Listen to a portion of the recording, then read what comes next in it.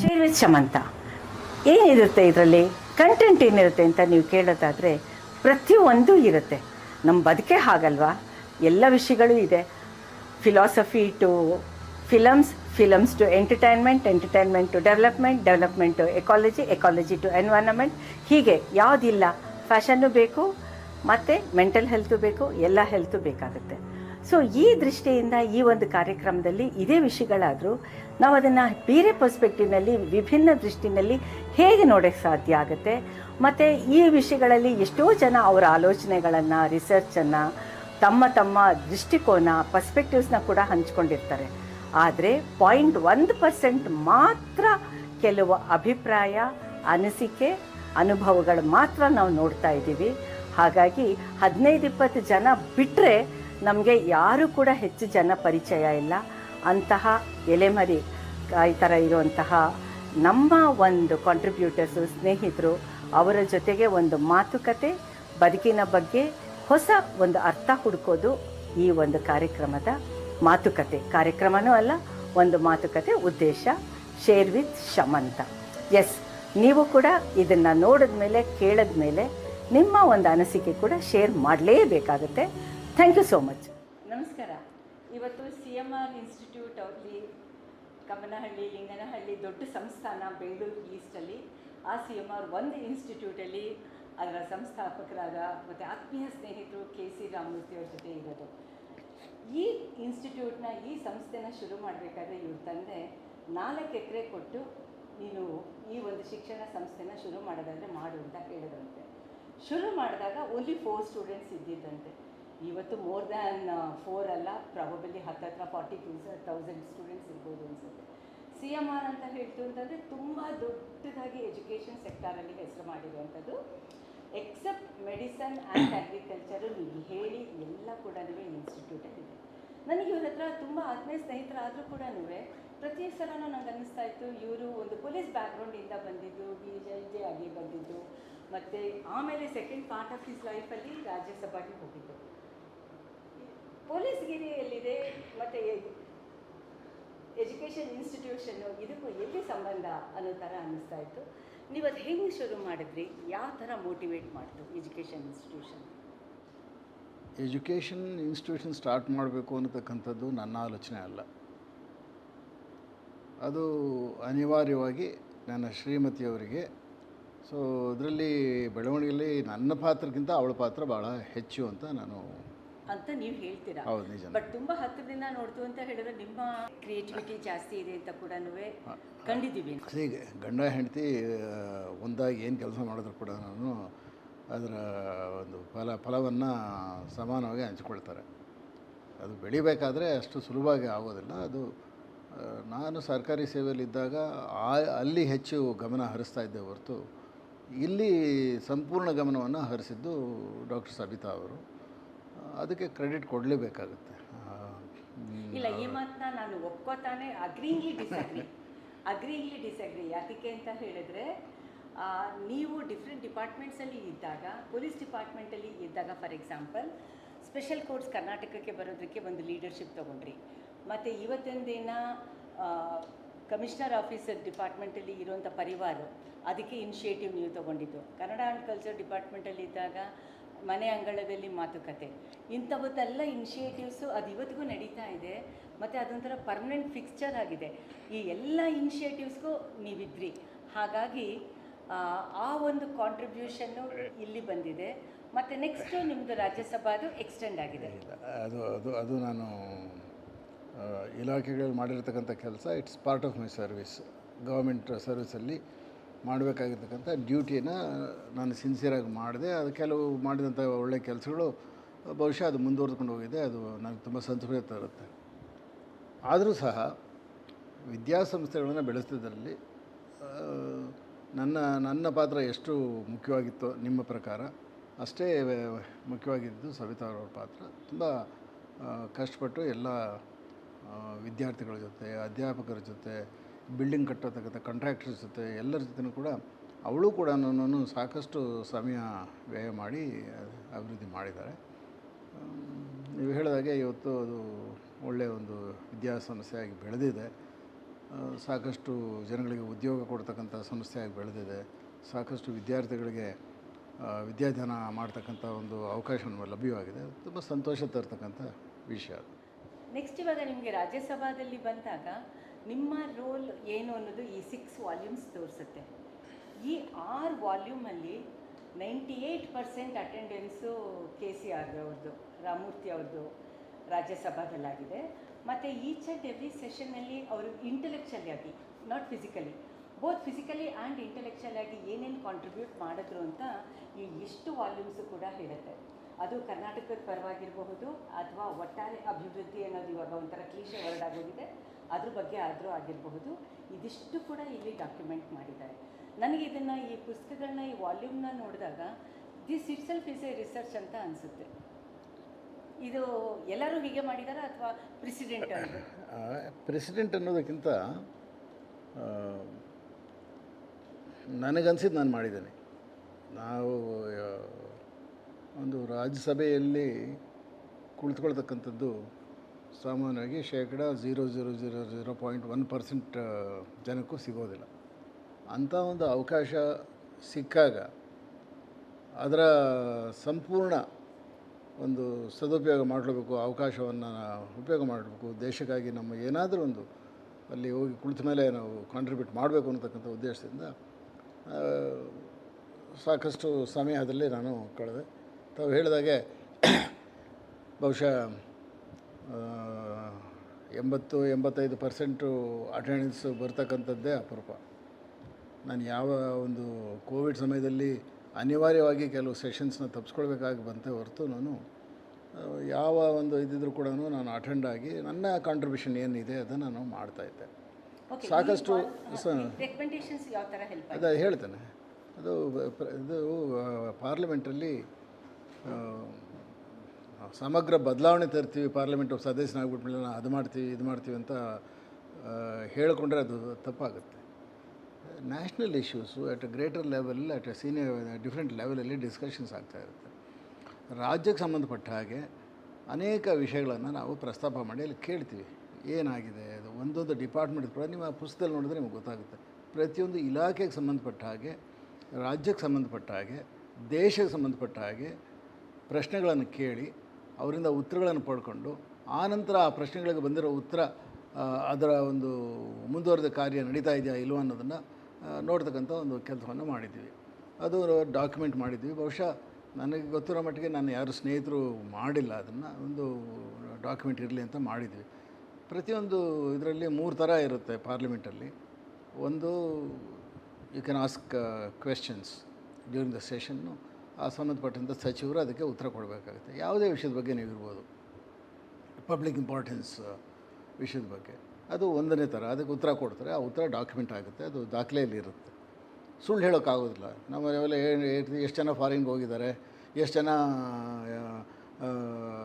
Passport ಇಲ್ದಿರ travel ಮಾಡಿದರೆ, ಈ ರೀತಿ ಏನೇನೋ ಪ್ರಶ್ನೆಗಳು ಕೇಳ್ತೀವಿ. ಅದಕ್ಕೆಲ್ಲ ಅವರು ಎಲ್ಲ ವೆರಿಫೈ ಮಾಡಿ ಇಲಾಖೆಗಳು ವಾಪಸ್ ಕಳಿಸ್ಕೊಟ್ಟು ವರ್ತಮಾನ ತೆಗೆದುಕೊಂಡು ಉತ್ತರ ಕೊಟ್ಟಿರ್ತಾರೆ. ಆ ಉತ್ತರ ಅವ್ರು ಕೊಟ್ಟಿರ್ತಕ್ಕಂಥ ಉತ್ತರ, ನಾನು ಕೇಳಿರ್ತಕ್ಕಂಥ ಪ್ರಶ್ನೆ ಎರಡನ್ನೂ ದಾಖಲಿಸ್ತೀರಿ.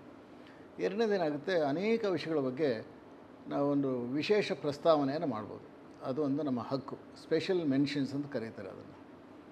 ಈ ಸ್ಪೆಷಲ್ ಮೆನ್ಷನ್ಸ್ನ ಸಾಕಷ್ಟು ವಿಷಯಗಳ ಬಗ್ಗೆ ನಾವು ಸ್ಪೆಷಲ್ ಮೆನ್ಷನ್ ಮಾಡಿರ್ತೀವಿ. ಉದಾಹರಣೆಗೆ ಕಾಮನ್ ಸಿವಿಲ್ ಕೋಡ್, ಇದ್ರ ಬಗ್ಗೆ ಬಹುಶಃ ನನಗನ್ಸುತ್ತೆ ದೇಶದಲ್ಲಿ ನಾನೇ ಪ್ರಪ್ರಥಮವಾಗಿ ಪಾರ್ಲಿಮೆಂಟಲ್ಲಿ ಆ ವಿಷಯವನ್ನು ಪ್ರಸ್ತಾಪ ಮಾಡಿದ್ದೆ.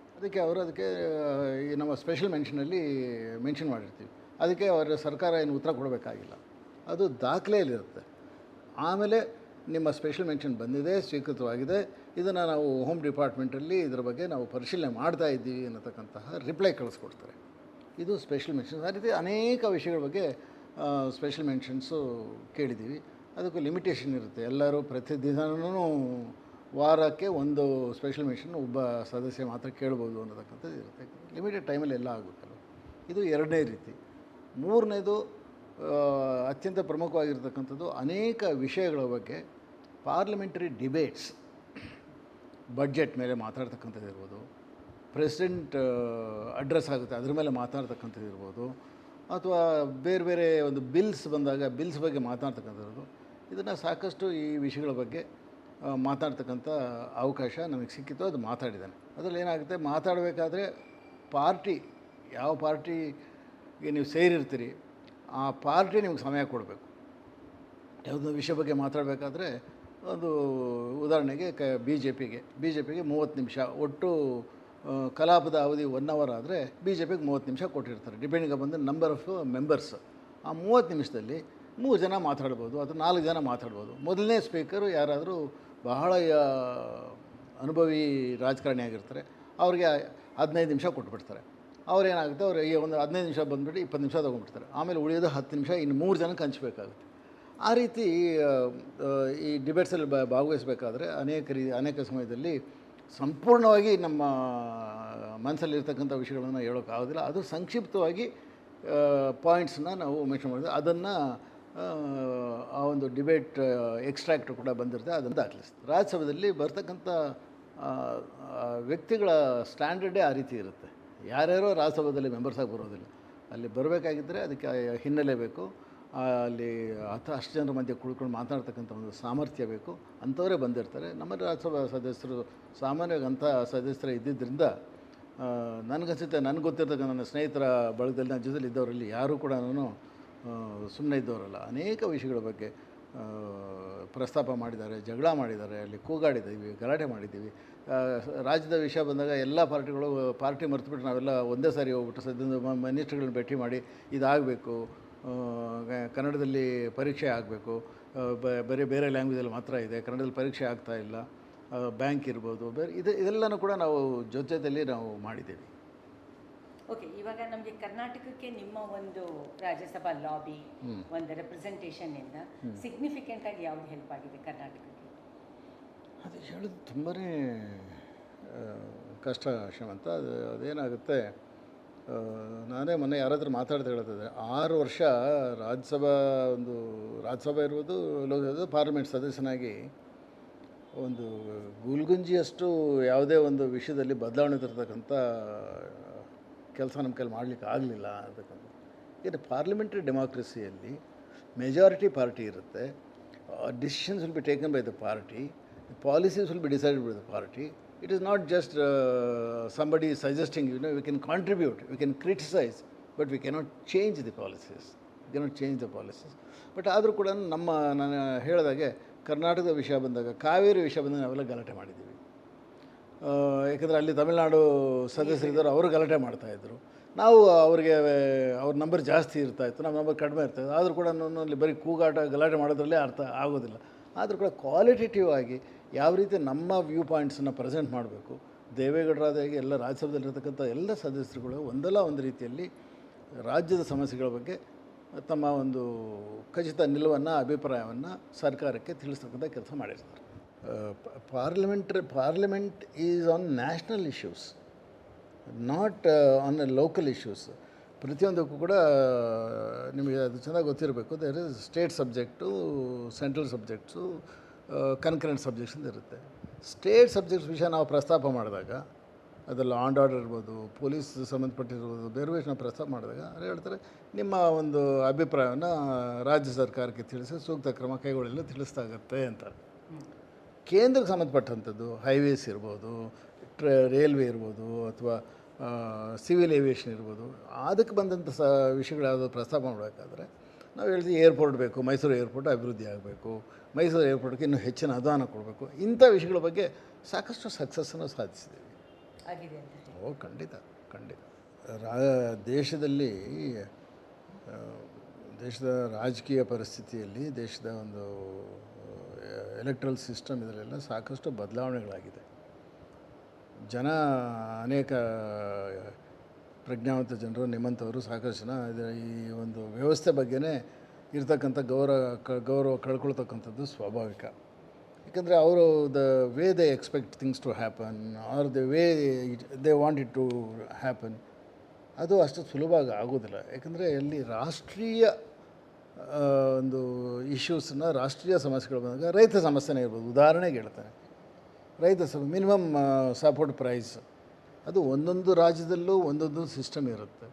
ಕೇಂದ್ರ ಎಷ್ಟು ಸಪೋರ್ಟ್ ಮಾಡ್ಬೋದು, ಒಂದು ಕ್ವಿಂಟಾಲ್ಗೆ ಕೇಂದ್ರದಿಂದ ಇಷ್ಟು ದುಡ್ಡು ಸಪೋರ್ಟ್ ಮಾಡ್ತೀವಿ ಅನ್ನೋದಾದರೆ ಅದನ್ನು ಜಾಸ್ತಿ ಮಾಡಿ ಅಂತ ನಾವು ಕೇಳ್ಬೋದೇ ಹೊರತು ನಾನು ಸ್ಟೇಟ್ ಗೌರ್ಮೆಂಟ್ಸ್ಗೆ ಇಂಟರ್ಫಿಯರ್ ಆಗಿ ಅವ್ರಿಗೂ ನೀವು ಹೇಳಿ ಒಟ್ಟಲ್ಲಿ ಇದು ಮಾಡಿ ಅಂತೆಲ್ಲ ಹೇಳಿದಾಗ ಏನಾಗುತ್ತೆ, ತುಂಬ ನ್ಯಾರೋ ಆಗುತ್ತೆ, ಅದು ಅವರ ವ್ಯಾಪ್ತಿ ಮೀರಿ ಹೋಗುತ್ತೆ. ಅದು ಆ ವ್ಯಾಪ್ತಿ ಮೀರಿ ಹೋದಾಗ ಅದ್ರ ಬಗ್ಗೆ ಹೆಚ್ಚು ಚರ್ಚೆಗೆಲ್ಲ ಅವಕಾಶ ಇರೋದಿಲ್ಲ.